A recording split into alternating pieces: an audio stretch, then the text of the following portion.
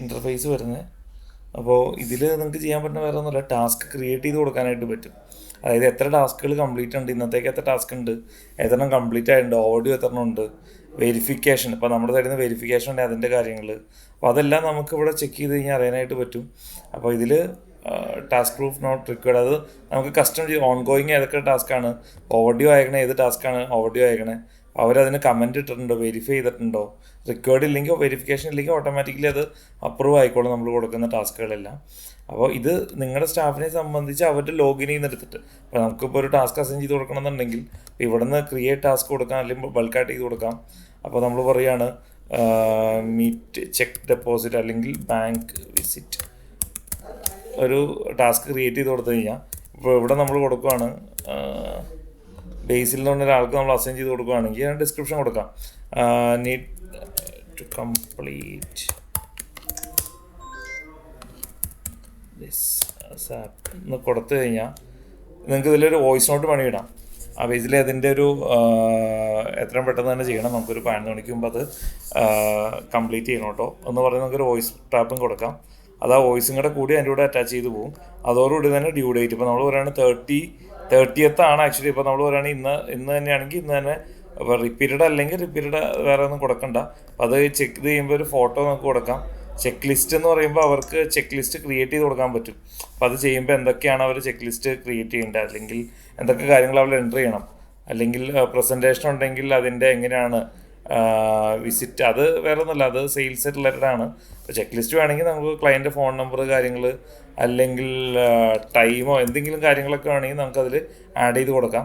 അതുപോലെ ലൊക്കേഷൻ നമ്മൾ മാപ്പ് ചെയ്യുന്നുണ്ടെങ്കിൽ ലൊക്കേഷൻ ചെയ്ത് കൊടുക്കാം. അപ്പോൾ നമുക്ക് ആ ലൊക്കേഷൻ വേണമെങ്കിൽ, ഇപ്പോൾ നിങ്ങളുടെ ഇപ്പോൾ ജോൺസ്, ഇപ്പോൾ നമുക്ക് ഫെൻസ് ചെയ്ത് കഴിഞ്ഞാൽ ആ രീതിയിൽ ചെയ്യും. അതല്ലെങ്കിൽ നമുക്കിപ്പോൾ ഒരു ലൊക്കേഷൻ നമ്മൾ കൊടുക്കുകയാണെങ്കിൽ ആ ലൊക്കേഷൻ കാര്യങ്ങൾ എടുത്തു വരും.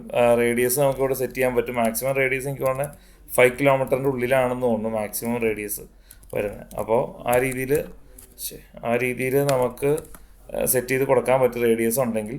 റേഡിയസ് അങ്ങനെ സെറ്റ് ചെയ്യുന്നില്ലെങ്കിൽ നമുക്ക് ഈ പറഞ്ഞ പോലെ എങ്ങനെയാണെന്ന് വെച്ചാൽ നിങ്ങൾക്ക് വേണ്ട രീതിയിൽ നമുക്ക് ചെയ്ത് കൊടുക്കാനായിട്ട് പറ്റും. ഇതിപ്പോൾ ഞാനിപ്പോൾ അത് കൊടുക്കുന്നില്ല, ഒരു പാലാരിവട്ടം ലൊക്കേഷൻ കൊടുക്കുകയാണ്. കാരണം എന്താണെന്ന് വെച്ച് കഴിഞ്ഞാൽ അല്ലെങ്കിൽ ഞങ്ങൾക്കത് കിട്ടില്ല, അതുകൊണ്ടാണ്. അപ്പോൾ അതിൻ്റെ ഒരു റേഡിയസ് കൊടുക്കുമ്പോൾ ഒരു 3 കിലോമീറ്റർ ചുറ്റളവിൽ നമ്മൾ കൊടുത്തു. വെരിഫിക്കേഷൻ റിക്വയർഡ്, ക്രിയേറ്റ് ടാസ്ക്, ഇത്തരം കാര്യങ്ങളാണ്. ഈ നമ്മളിപ്പോൾ ഒരു വിസിറ്റ് ക്രിയേറ്റ് ചെയ്യുമ്പോൾ തന്നെ എനിക്ക് ഫോണിലേക്ക് അതിൻ്റെ ഒരു നോട്ടിഫിക്കേഷൻ കിട്ടുന്നുണ്ട്, ഞാനൊരു വിസിറ്റ് അല്ലെങ്കിൽ ഒരു ഇത് കാര്യങ്ങൾ ക്രിയേറ്റ് ചെയ്തിട്ടുണ്ടെന്ന്.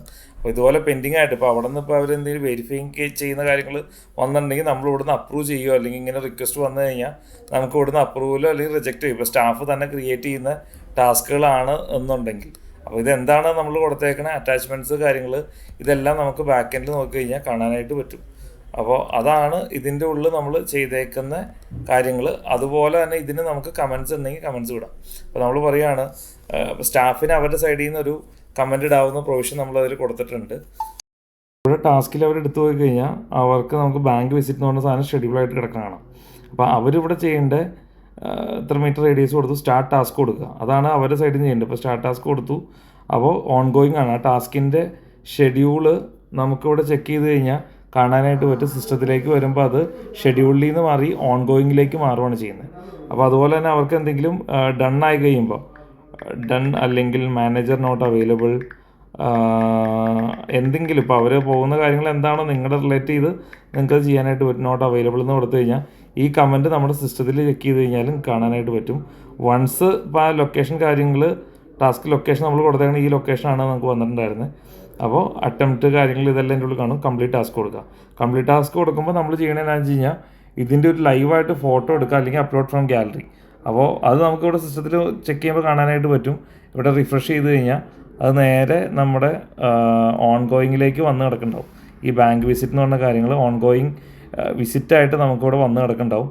നമ്മൾ ഇട്ടേക്കുന്ന കമൻറ്റ്സ്, ഇപ്പോൾ നിലമ്പൂർ ഫർണിച്ചർ കാര്യങ്ങൾ ഇതെല്ലാം എടുത്ത് വന്നിട്ടുണ്ടാവും. അതുപോലെ നമ്മളിടുന്ന ഡൺ മാനേജർ നോട്ട് അവൈലബിൾ, ഇത് റിയൽ ടൈം ആയിട്ട് തന്നെ നമുക്കിതിൽ കിട്ടുന്നതാണ്. അപ്പോൾ ഇത് ക്യാപ്ചർ ചെയ്യുക, ഈ പറഞ്ഞ പോലെ ഇവിടെ നിന്ന് ഓക്കെ അടിക്കുക, നോട്ട് എന്തെങ്കിലും നോട്ട് എഴുതി സബ്മിറ്റ് ചെയ്യുക. ഇത്രയും കാര്യമാണ് സ്റ്റാഫിന് ഈ ഒരു ടാസ്ക് മാനേജിങ്ങിൽ നമുക്ക് അവർക്ക് ചെയ്യാനായിട്ട് പറ്റുന്നത്. അപ്പോൾ ഈ പറഞ്ഞ ഡീറ്റെയിൽസ് എല്ലാം നമ്മുടെ കയ്യിൽ സേവ് ആവും. സബ്മിറ്റഡ് എന്നുള്ള സ്റ്റാറ്റസിലേക്ക് നമുക്ക് ചേഞ്ച് ആവുകയാണ് ചെയ്യുന്നത്. അപ്പോൾ അതാണ് ഫോണിൽ നിന്ന് അവർക്ക് ചെയ്യാൻ പറ്റുന്ന കാര്യങ്ങൾ വരുന്നത്. പിന്നെ അതിൽ ഡ്യൂവോ ഓവർ ഡ്യൂ ടാസ്കുകൾ ഡൺ അടിച്ചേക്കുന്ന ടാസ്കുകൾ അതെല്ലാം അവർക്ക് ചെക്ക് ചെയ്ത് കഴിഞ്ഞാൽ കാണാനായിട്ട് പറ്റും. ഇത് സബ്മിഷൻ ആയിക്കഴിഞ്ഞാൽ നമുക്ക് എന്നാ വെച്ച് കഴിഞ്ഞാൽ ഇവരുടെ സൈഡിൽ നമ്മുടെ സൈഡിൽ നിന്ന് ഒരു അപ്രൂവൽ സിസ്റ്റത്തിൽ നിന്ന് പോകുന്നുണ്ടെന്ന് തോന്നുന്നു. അതാണ് ഇങ്ങനെ വന്നേക്കണേ.